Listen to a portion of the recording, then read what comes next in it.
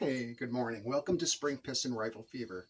If you have not subscribed to my channel, I'd highly appreciate if you hit the subscribe button and hit the like button. It means a lot to me and it helps my channel a whole lot. And I'm all about getting information out to people to help them make decisions on what air rifles to get, what pellets to choose, hunting, and so forth, or just target practice. So today's video is going to be on the lethality of different calibers. I had recently watched a video, part of it, on what is more lethal, a 30 caliber pellet or a 25 caliber pellet. So I'm going to talk to you a little bit about physics. Now my physics I'm going to share with you are going to be very redneck. This is my HW50S. This is 177 caliber. It is shooting approximately 11 foot-pounds of energy. And just recently, weeks ago, I shot a squirrel in the head, probably about 25 yards, and it went in the head and it came out the other side. So 11.5 foot-pounds of energy sounds really weak by American standards. So now I'm going to share with you another air rifle that has a lot more energy and it's a bigger caliber. This is my HW80. It's a big one, 22 caliber. Now this one's getting about 19 foot-pounds of energy because it has a tight fitting shimmed mainspring. It's very accurate. It's a very good rifle.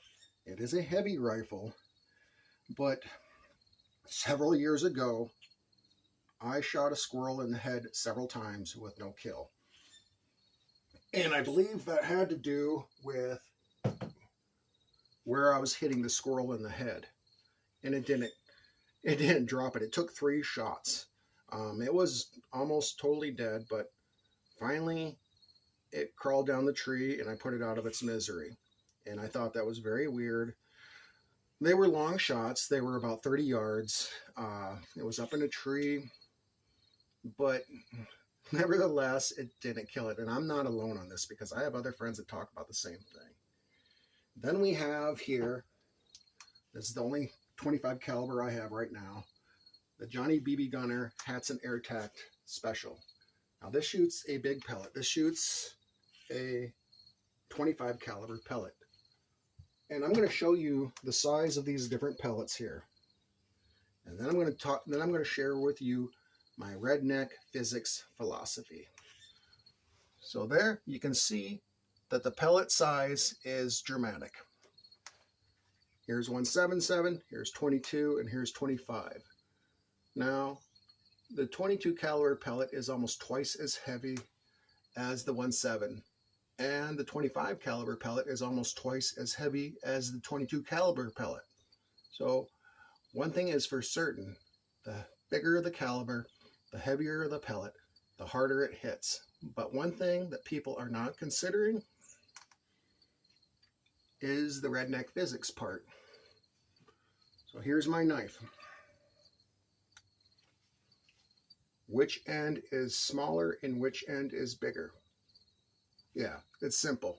The tip is smaller, this end is bigger. So on my knee here, I will not hardly push, and I'm not going to, because that tip will slip right into my knee and I will be a hurting unit. I can flip it around here on this side on the butt end and I can push good and hard and nothing happens. That's because surface area. The surface area is increased on here. The surface area at the tip is decreased, which increases penetration power. So with air rifles, you're going to have several things to consider.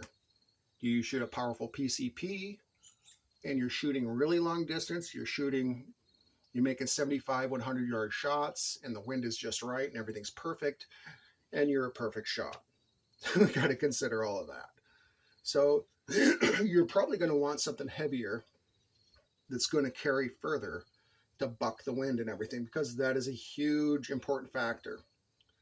But one other factor to consider is if you can hit your target or whatever you're shooting at it almost really doesn't matter what caliber or pellet you're shooting, 177, 22, 25, 30, 35 caliber, or whatever it may be.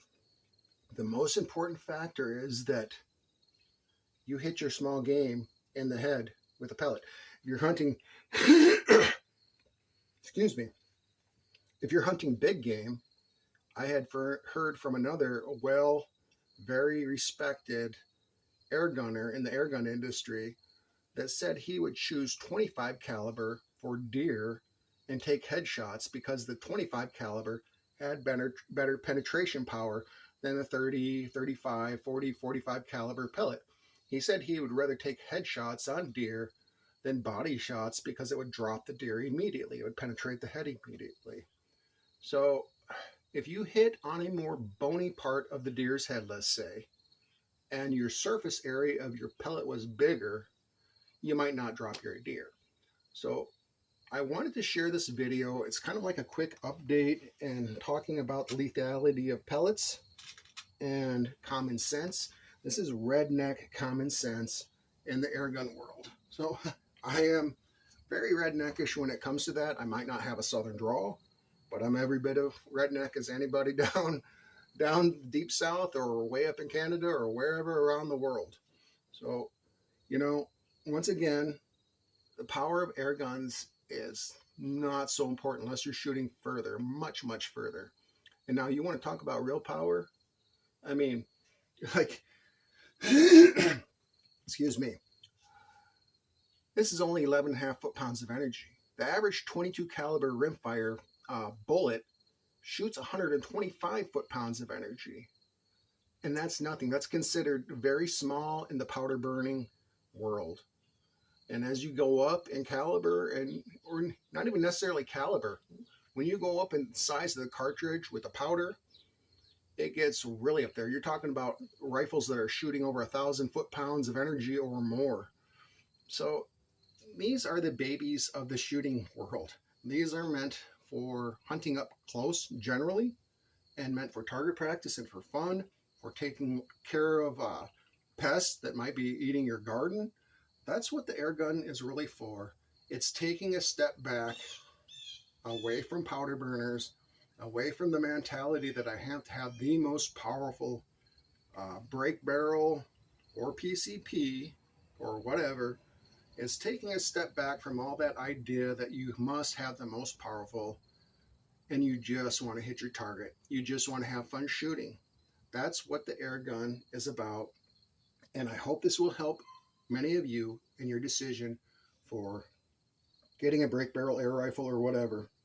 So a 177 caliber can take care of all of your needs. You just got to remember right there.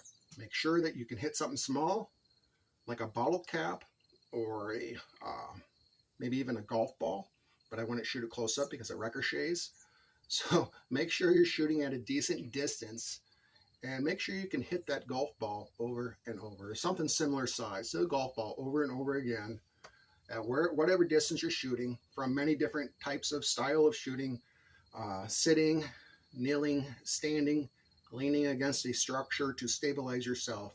These are all very important considerations and things that you must practice as an air gunner, especially before you go hunting. And once again, God bless you all, and you have an awesome day.